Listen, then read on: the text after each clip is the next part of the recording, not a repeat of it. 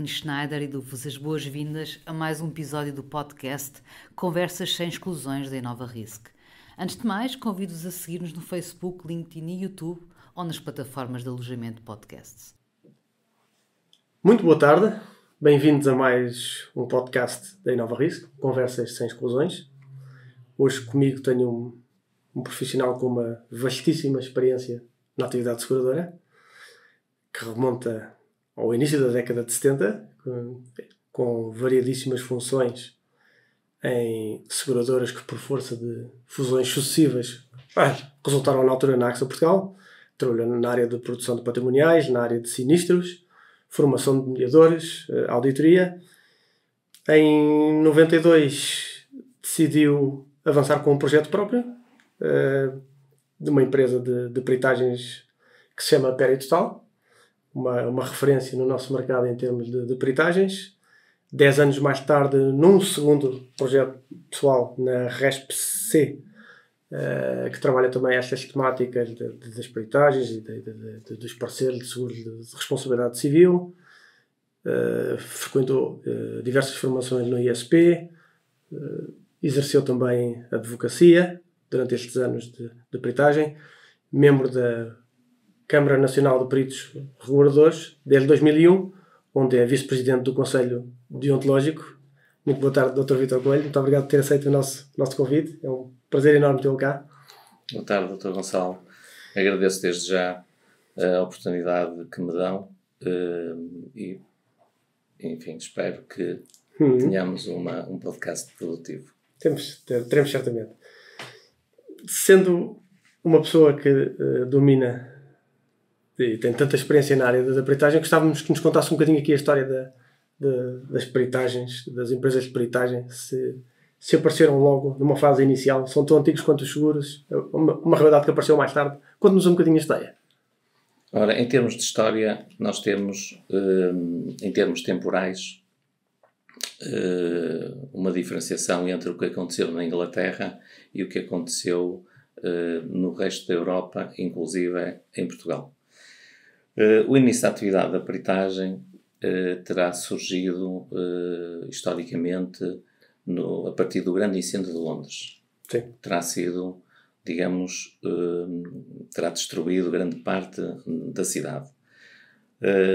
Portanto, em meados do século XVII, foi quando este grande incêndio ocorreu, terá disputado a consciência da necessidade de haver instituições que pudessem assumir riscos desigradamente, ou entre outros o risco de fogo, que era aquele que emanava dessa consciência no momento. Estava então encontrado, nessa altura, o conceito do seguro, não é?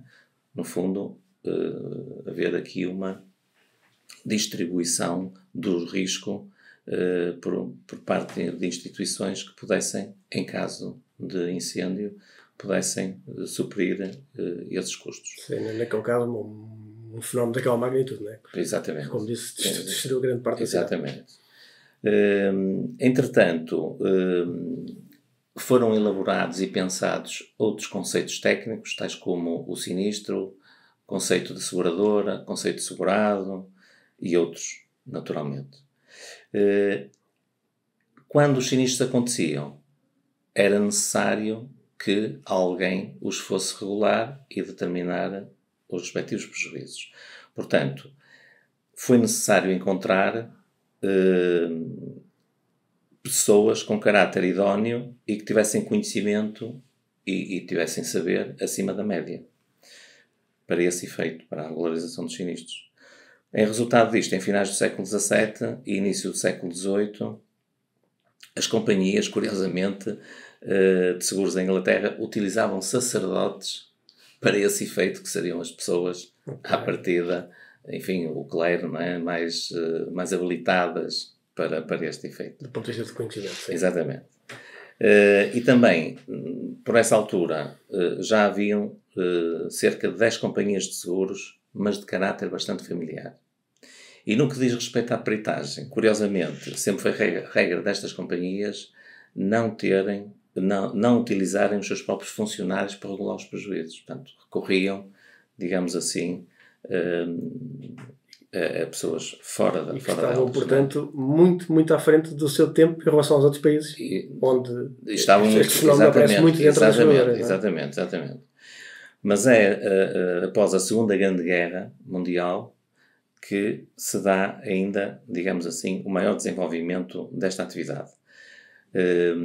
Na Segunda Grande Guerra, a Europa e também, neste caso a Inglaterra, foram bastante bombardeadas em resultado da guerra, não é? E o governo britânico solicitou aos peritos de então que se associassem, não é? Com a finalidade de poderem regular os prejuízos resultantes dos bombardeamentos, mas curiosamente não eram as seguradoras que pagavam esses custos de reconstrução. Era precisamente as linhas económicas do chamado Plano Marshall, que depois o governo britânico, com essas linhas, pagava as indemnizações respectivas. No resto da Europa, a coisa foi mais tardia, não é? Aconteceu mais tardiamente, quer em Portugal também. Registou-se o aparecimento de firmas de peritagem organizadas, sobretudo as ligadas aos transportes, em finais do século XIX e já no século XX. Em Portugal não existem estudos muito aprofundados sobre esta parte histórica, mas é a partir da Segunda Guerra que se verifica realmente a entrega de trabalhos por parte dos seguradores existentes a pessoas externas à própria organização dessas instituições. E é então que surgem peritos individuais e também empresas de peritagem nessa altura. Em maio de 1996, mais proximamente, fundou-se a Associação Profissional designada por Câmara Nacional de Peritos Reguladores, CNPR, sendo esta Câmara quem representa em Portugal aqueles que exercem a profissão. E para terminar esta breve resenha, uma curiosidade apenas, que é dizer que a primeira companhia de seguros em Portugal foi criada em 1791 e chamava-se Companhia Permanente de Seguros, nascida aqui em Lisboa.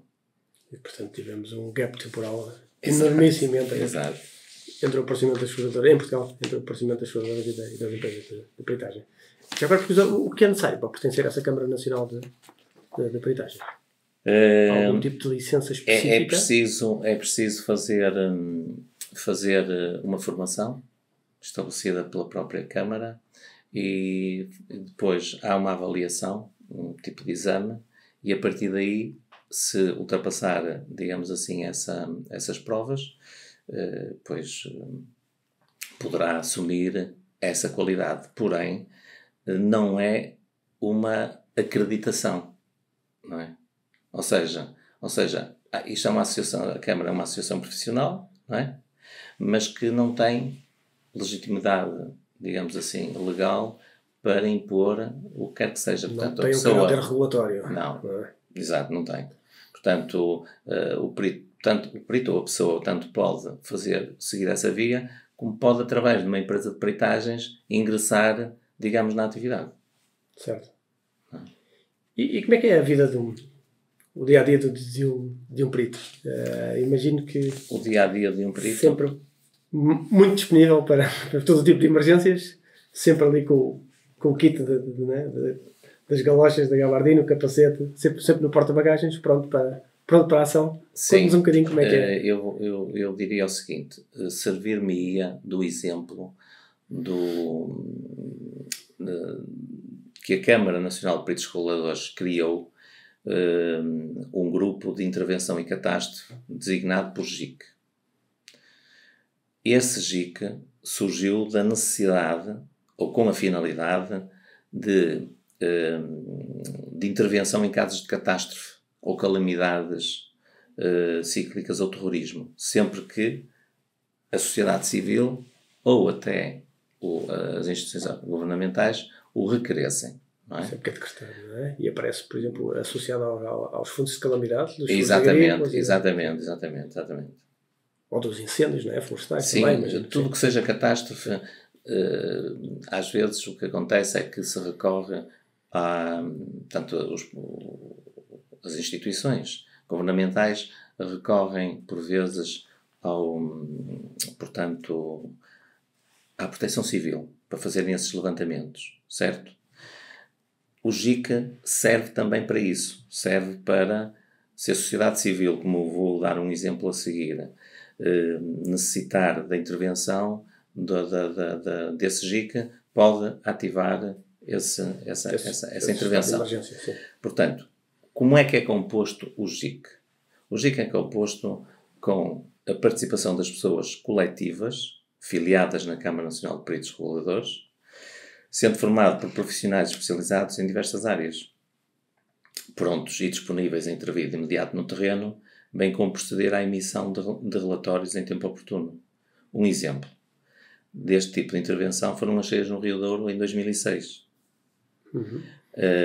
A pedido de uma associação comercial, digamos assim, da cidade do Porto, que pretendia recorrer a fundos da União Europeia para obviar aos prejuízos sofridos por essas inundações, já que não havia seguradoras que garantissem esse risco. As zonas ribeirinhas não tinham essa...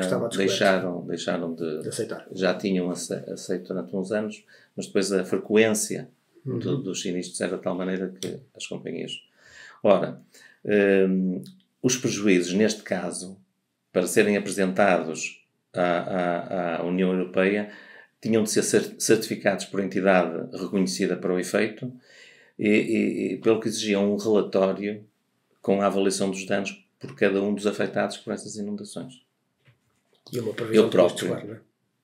E uma previsão de custos, claro, que é para todas as entidades saberem qual é a magnitude dos prejuízos. Eu próprio estive envolvido nesta ação, devidamente identificado. Houve um trabalho prévio, só para dar uma explicação de como é que aquilo funcionou, houve um trabalho prévio de elaboração de um protocolo de ação entre todos, a fim de se garantir uma harmonização na valoração dos prejuízos, bem como a elaboração de um formulário a preencher pelos peritos. Portanto, nós tínhamos que fazer este trabalho caso a caso, ou casa a casa, se quisermos, ou estabelecimento a estabelecimento. Daí, e agora respondendo à pergunta que o Gonçalo fez inicialmente, daí o perito ter de estar sempre disponível para as emergências, sejam elas requeridas por entidade pública ou entidade privada. Seja a que horas for. Seja a que horas for. Portanto, as galochas, a gabardina e o capacete, as luvas e os óculos, o colete identificativo, o que é que faltava nesta pergunta, as botas de biqueira de aço, etc, etc, etc, são parte integrante do kit do perito. Estão sempre no porta-bagagens. Quer ele esteja sempre no carro ou não. Mas mais importante do que isso é a disponibilidade mental para acudir e ajudar à resolução dos problemas das pessoas quando elas mais necessitam, como é o caso dos danos provocados pelos fenómenos da natureza. As pessoas estão desesperadas e é sempre urgente, não é? Claro. Tem que haver essa... Aliás, vamos falar à frente sobre isso, porque de facto ser perito não é uma coisa qualquer. Portanto, o efeito prático, no fundo, do seguro, o seguro também tem uma função social, não é? E no âmbito dessa função social integra-se também a peritagem. Porque, no fundo, a peritagem não deixa de ser um longa-manos, como se costuma dizer em direito, não é? Um longa-manos da própria seguradora. E imagino que o perito é o corpo, é os olhos, é as mãos da companhia no terreno. E sempre sob pressão, não é? Tem que estar em todo lado, é sempre urgente. Sim. É preciso fazer os relatórios, é preciso atender os telefonemas das entidades todas que pressionam para ter... É preciso muita dedicação. É preciso muita dedicação. E, portanto, já vamos falar um pouco sobre os requisitos para peritos. Imagino que alguém com tanta experiência nesta área tenha histórias engraçadas que já tenha vivido. Quero partilhar connosco assim, alguma dessas histórias. Eu vou partilhar algumas, sendo certo que algumas delas eu não as vivi diretamente, não é? Mas pronto, mas são algumas histórias curiosas, entre muitas outras.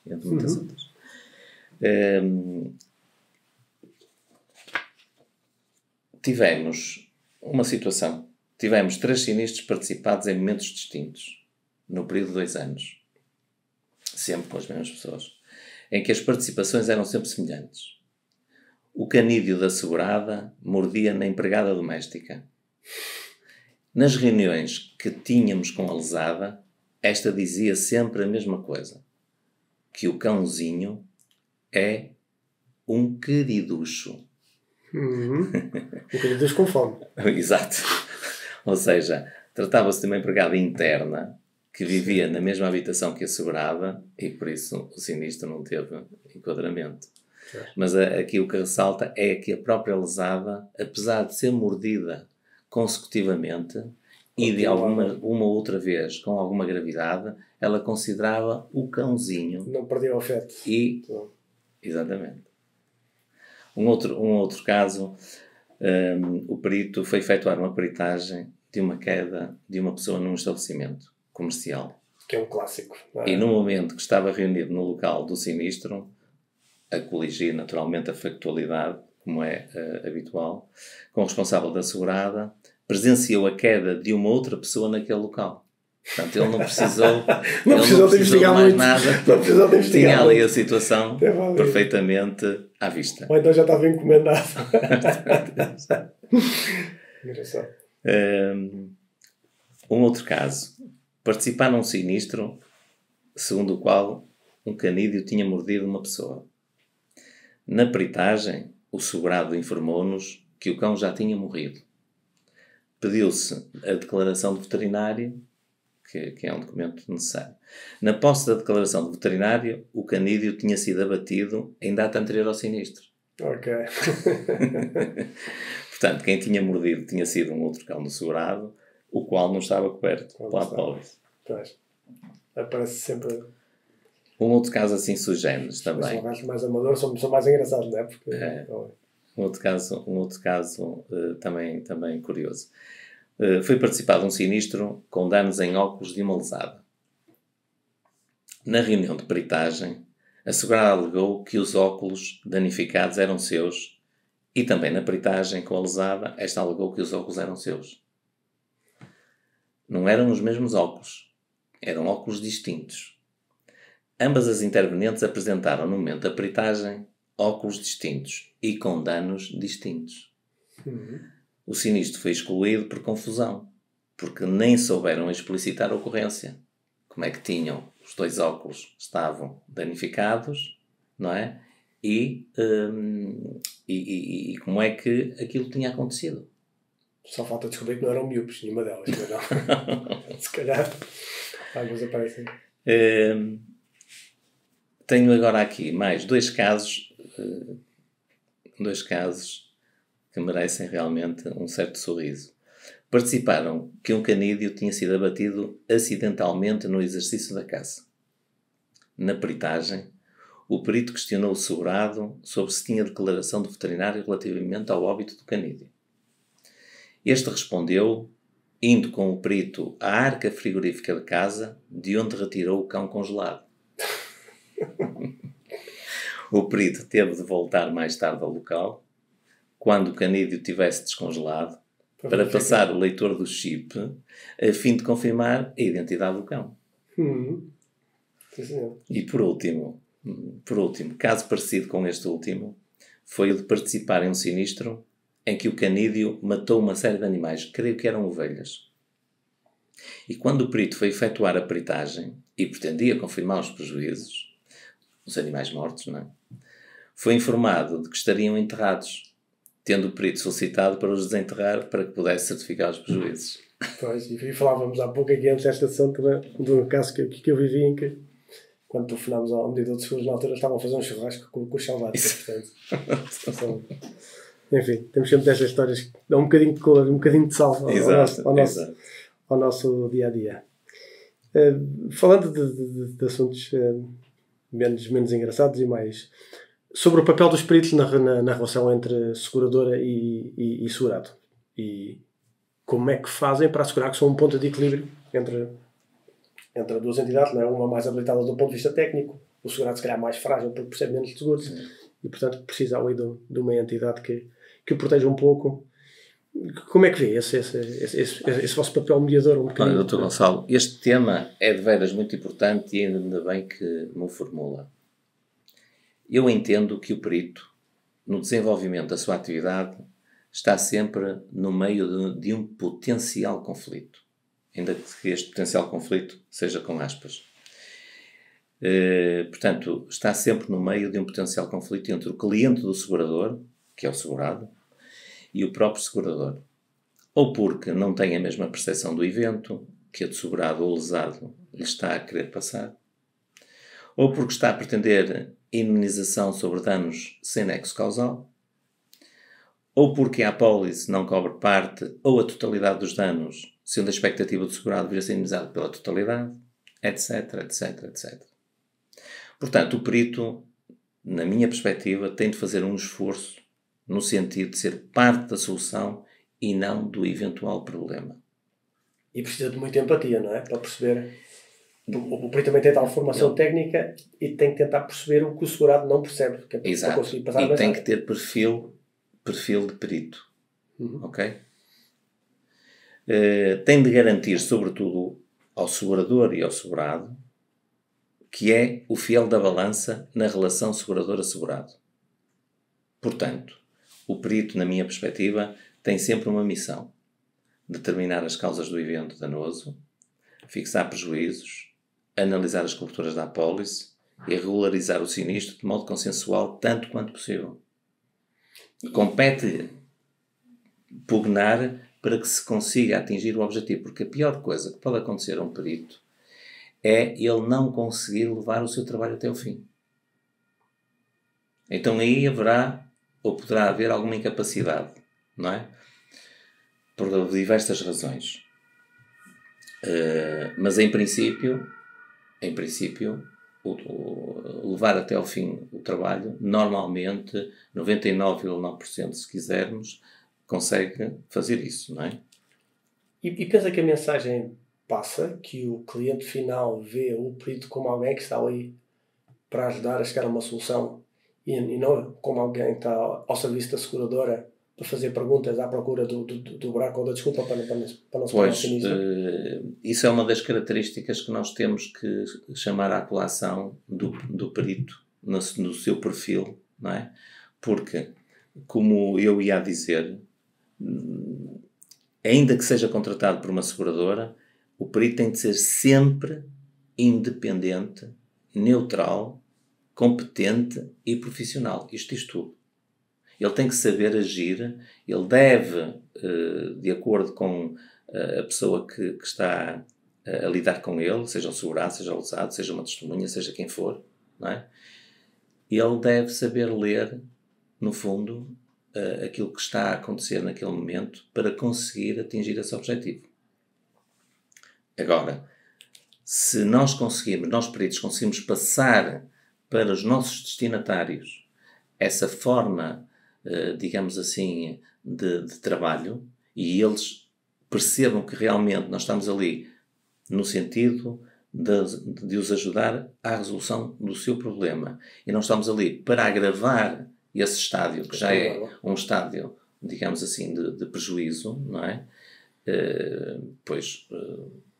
A coisa vai correr bem, com certeza. Como é que se consegue isso? Com muita pedagogia, com uma explicação muito clara das circunstâncias, do enquadramento? Se realmente o perito conseguir fazer este trabalho, e em grande parte consegue-o, ambas as partes, quer o segurador, quer o segurado, lhe trarão o seu reconhecimento, não é? E também é muito importante que assim seja, porque o segurado manter-se-á como cliente do segurador se ficar satisfeito, e satisfeito não significa que tenha direito ou que vá, digamos, ser indemnizado por tudo aquilo que ele quer, não. É por aquilo que será justo e equitativo, não é? Agora, no que diz respeito à questão do ponto de equilíbrio na relação entre seguradora e segurado, eu diria o seguinte, e penso que o caminho é por aí e que se estão a dar passos nesse sentido por diversas entidades que estão, digamos, na área regulatória. É preciso, desde logo, regulamentar a atividade do perito de seguros como profissional da peritagem de sinistros, estabelecendo-se, portanto, um enquadramento legal para a atividade deste perito, reconhecendo-se os seus direitos e as suas obrigações no momento em que exerce as suas funções. Existem alguns projetos de lei nesse sentido?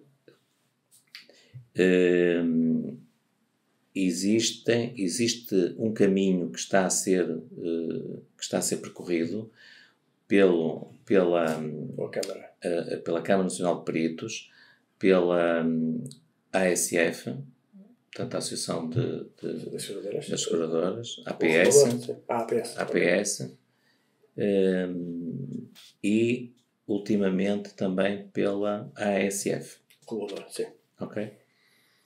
Mas, continuando aqui, porque acho que é importante abordarmos este tema com mais profundidade. Portanto, esta regulação poderá trazer a harmonização dos procedimentos e regras que é fundamental para o setor segurador. Porque sem essas regras, realmente a harmonização não existe. Esta legislação trará efeitos positivos à atividade. Desde logo, traz proteção ao consumidor, havendo maior transparência e eficácia das opções técnicas tomadas. Não é? O perito reforça o exercício da sua atividade de uma forma isenta e independente. Sai mais credibilizado. Não é? Mais credibilizado.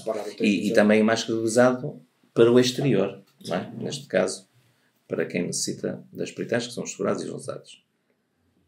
A regulação dos sinistros trará uma forma mais competente e assertiva, evitando-se o litígio. Traz melhoria da imagem que o consumidor tem da atividade seguradora, através de uma maior transparência da relação contratual entre o segurador e o perito, que às vezes é aquela situação de dizerem que você vem cá, mas é para ganhar dinheiro, porque vocês recebem isto e recebem aquilo das companhias e não sei o quê, não é?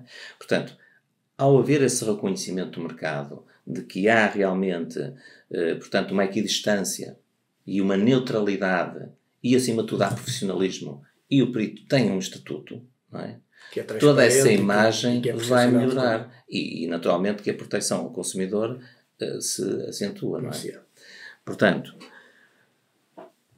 traria esta melhoria de imagem, o consumidor irá olhar para um interveniente isento, na pessoa do perito, bem como alguém que vem colaborar e ajudar à resolução do sinistro, e não alguém que, em vez de fazer parte da solução, faz parte do problema. Não é? Há semelhança do que imagino que já acontece em outros países, imagino, essa certificação da esta certificação, tanto quanto sei, de uma forma regulatória, existe em Espanha. Isto também é uma questão europeia, não é só uma questão nacional, não é? Quanto à formação, é um outro pilar que foi identificado, que em Portugal há uma lacuna substancial nesse domínio. Tem-se avançado neste domínio com formação avulsa, por parte da Câmara dos Peritos, todos os anos tem um planozinho de formação, quer por parte da Associação Portuguesa de Seguradores, não é? Contando-se com alguma frequência com ações de formação de qualificação. Mas é preciso mais. Deixa-me só perguntar-lhe uma coisa. Quando falou na primeira ou na segunda pergunta sobre o acesso à profissão, em que se tem que verificar que há uma habilitação técnica, isso é só ao nível da direção técnica da empresa? Não. Os peritos não têm todos que passar por esse processo. O que acontece é o seguinte. A Câmara dos Peritos, não é? Para se inscreverem na Câmara, agora este pessoal mais recente, para se inscrever na Câmara, tem que fazer um exame. Vamos supor que eu vou abrir uma empresa de peritagens, eu tenho que fazer o exame. Sim. Mas depois, se eu contratar mais 5, 6 peritos, têm todos que fazer o mesmo exame? Não tem. Só o diretor técnico vai. Se quiserem inscrever-se na Câmara. Se não quiserem se inscrever na Câmara, não precisa fazer nada. Isso. Ok. Certo. Portanto, a falta de formação específica sobre a atividade de peritagem foi identificada como uma lacuna neste setor em Portugal. É necessário definir-se um plano de formação estruturado, obrigatório e contínuo. Não uma formação avulsa. É necessário elevar a preparação dos profissionais. E é importante para o bom desempenho da peritagem elevar a qualidade, o domínio científico de um conjunto de temas e competências, cujo efeito resultará num serviço de maior qualidade prestado às seguradoras e aos seus clientes, que é isso que se pretende. Pretende-se que este nível suba, cresça. Tudo isto no sentido de que o setor assegurador venha a colaborar apenas com peritos qualificados. É preciso que as seguradoras também adiram a contratar só peritos qualificados. Perceberem isto vai trazer-lhes muitos benefícios. Vão pagar aquilo que tiverem de pagar e não vão pagar aquilo que não tiverem de pagar. Mas de uma forma técnica e devidamente fundamentada. Não quero, naturalmente, dizer que na prática os gabinetes de peritagem já não tenham boas práticas, não é isso. Só que ainda não há como assegurar esse ponto de equilíbrio. E esse esforço de ser contínuo, como diz, não é? Porque de ano para ano temos mais tecnologia ao nosso dispor, mais meios inovadores para regularizar, o tipo de seguros que fazemos mudam, o tipo de sinistros que aparecem mudam, portanto é uma evolução constante. Não é? Eu poderia dar-vos, por exemplo, mais uma chega em termos de resenha, para percebermos melhor o estado da nação, como se costuma dizer, que é, a Câmara efetivamente tem alertado ao longo dos tempos as entidades governamentais no sentido desta necessidade, não é? E sobretudo a importância da profissionalização e qualificação, dado que teoricamente qualquer pessoa pode intitular-se perito e surgir no mercado sem formação ou acreditação adequada, não é? Já vimos. Em 2011 foram iniciadas, só para vermos o tal caminho que há bocadinho falávamos, em 2011 foram iniciadas diligências entre o ISP, o Instituto de Seguros de Portugal, atualmente Autoridade de Supervisão de Seguros e Fundos de Pensões, e a Câmara dos Peritos, no sentido de aplicar em Portugal normas regulatórias, tendo sido efetuado um trabalho pela Câmara a pedido do regulador ISP. Posteriormente, foi solicitado pelo Instituto à Câmara a elaboração de um trabalho que compilasse a matéria vigente e respectivo enquadramento jurídico-legal, a nível nacional e europeu, o qual foi entregue em 2012. Em 2015, a cooperação entre estas duas entidades alargou-se à APS. Portanto, começou a haver aqui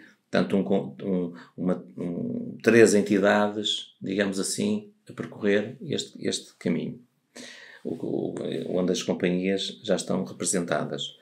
Daqui resultaram ações conjuntas no sentido da implementação de medidas para um melhor funcionamento do mercado nacional, em termos de regras e condutas a definir para a peritagem profissional. Tudo no propósito, isto aqui é importante, que é o objetivo, tudo no propósito de se chegar a um plano de ação conjunto, com definição do calendário futuro a cumprir, de modo a que hajam propostas concretas à tutela. Mas, entretanto, veio a pandemia. E, entretanto, passaram 11 anos desde... A última notícia que eu tive foi, acho que deve andar aí por 2018, 2019, que foi um questionário que foi difundido neste âmbito por todas as empresas de peritagem para recolherem elementos de quem é que estava a exercer a atividade. Portanto, com a identificação das pessoas, etc.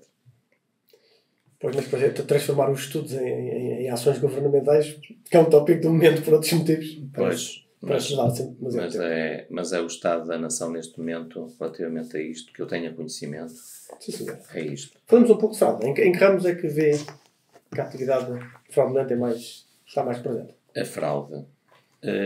Eu diria que talvez fosse interessante começarmos por definir o que é fraude, não é?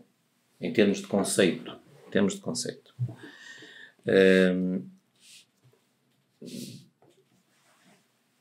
Haverão outros conceitos, desde que os elementos, digamos assim, que o constituam estejam. Depois a construção do conceito pode ser do fim para o princípio, do princípio para o fim, do meio para trás ou para a frente, é igual. Certo.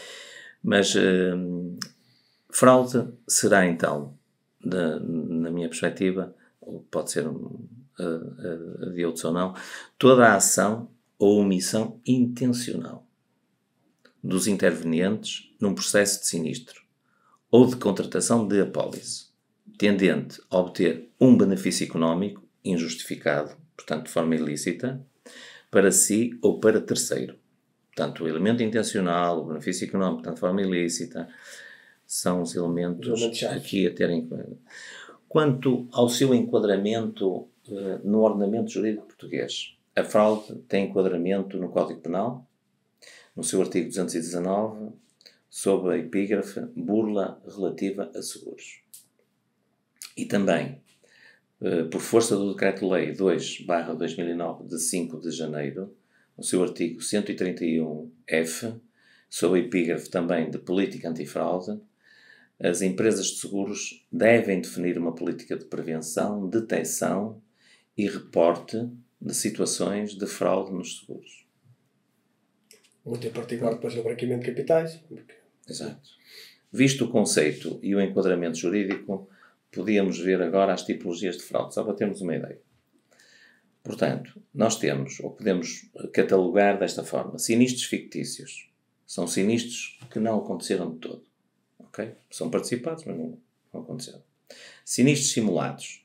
São sinistros que ocorreram sob o conluio entre as partes para executar pedidos de indemnização fraudulentos.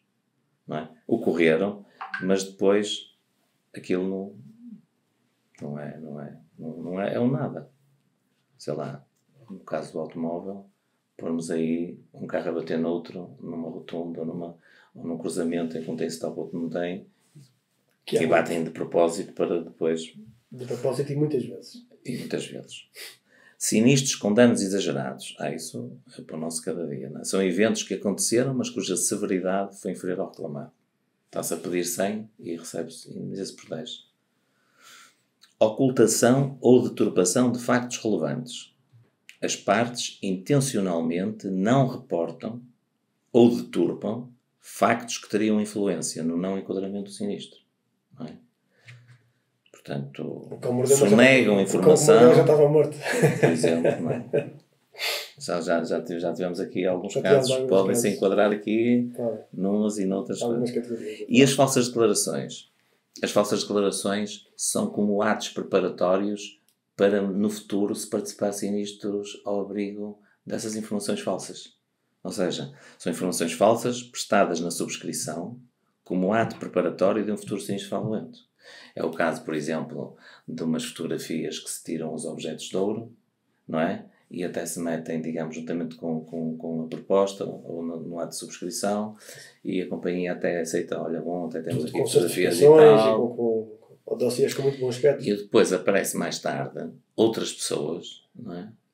Com fotografias dos mesmos objetos, mas em ângulos ou perspectivas diferenciadas e misturadas de forma diferenciada, não é? Mas são as mesmas peças.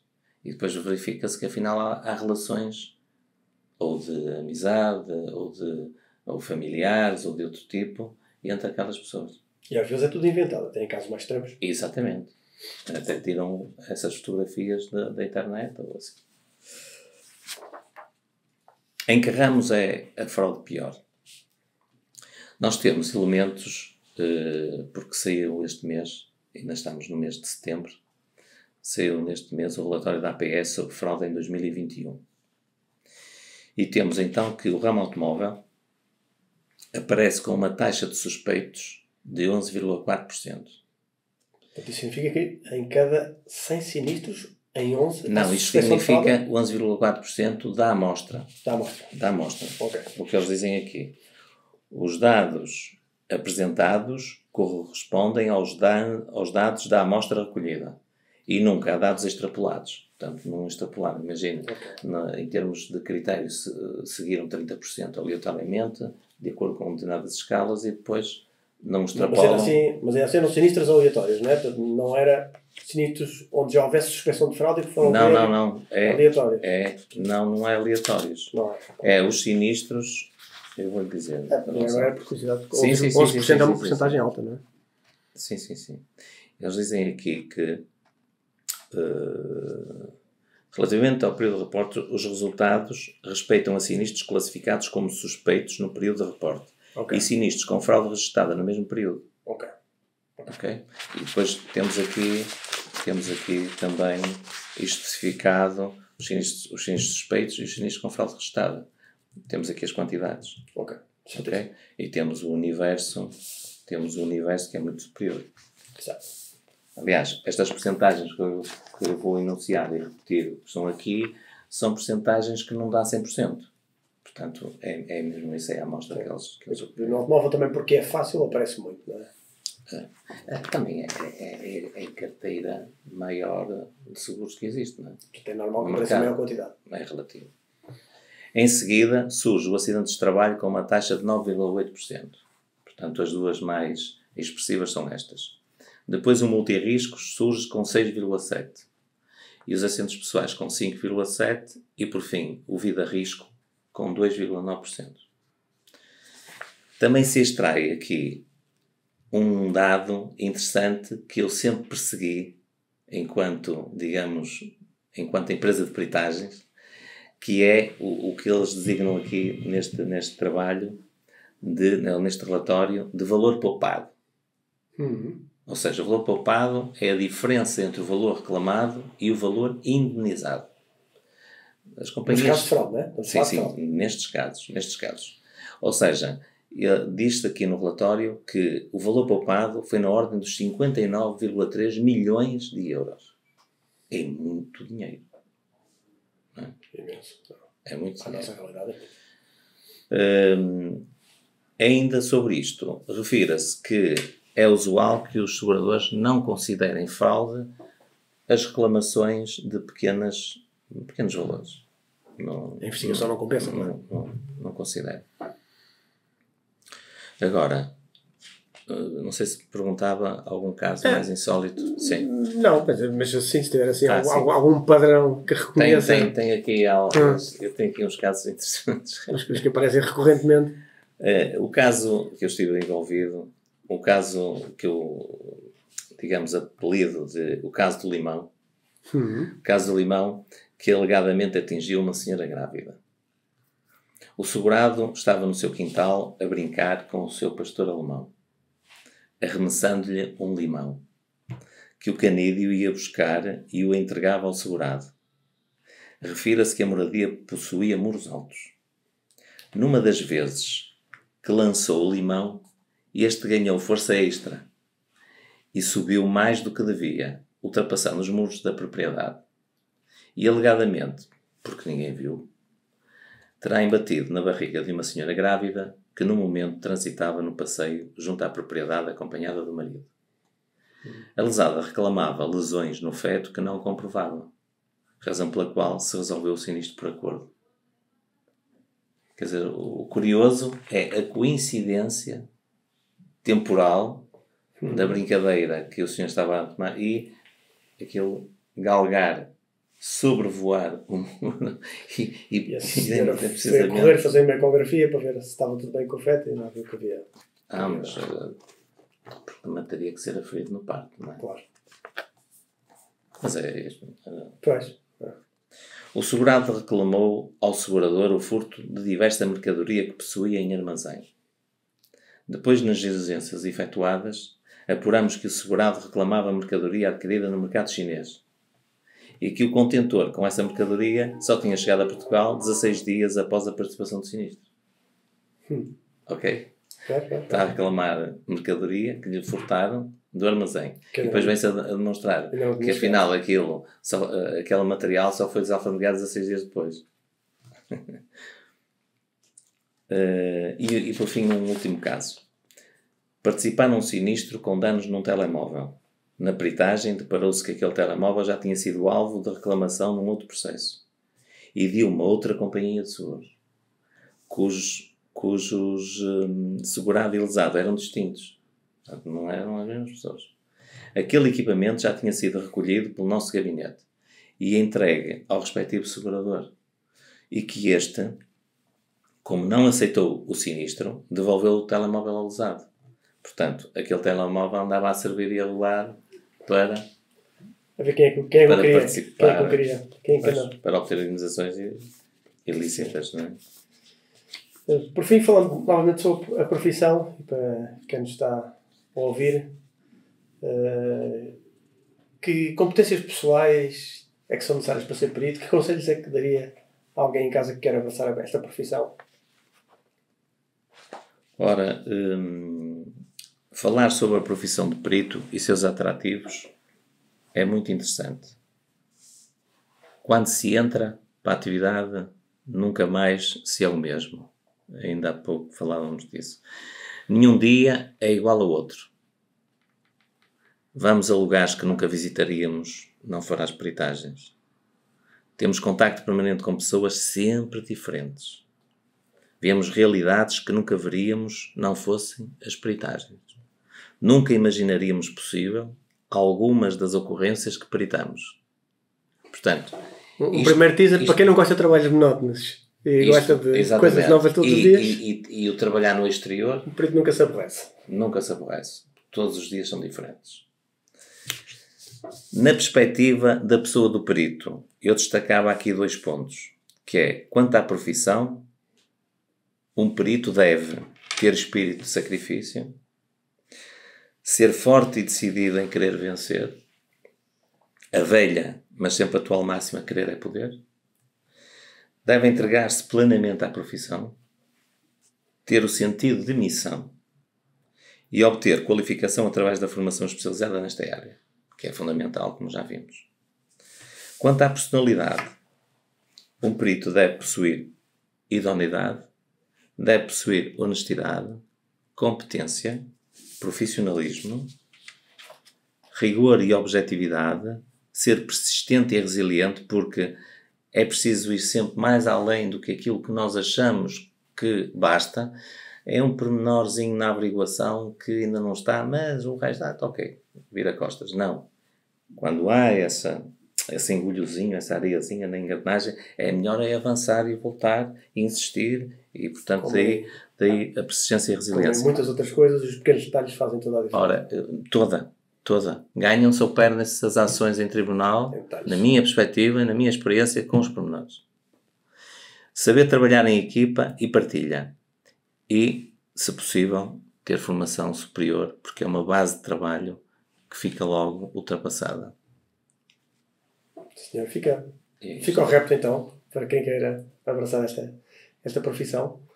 Muito obrigado pela sua presença uma vez mais e por ter-nos ilustrado tão bem aqui o que é a profissão de perito e o que é esta atividade e qual a evolução futura que se espera. E até breve. Obrigado. Muito obrigado.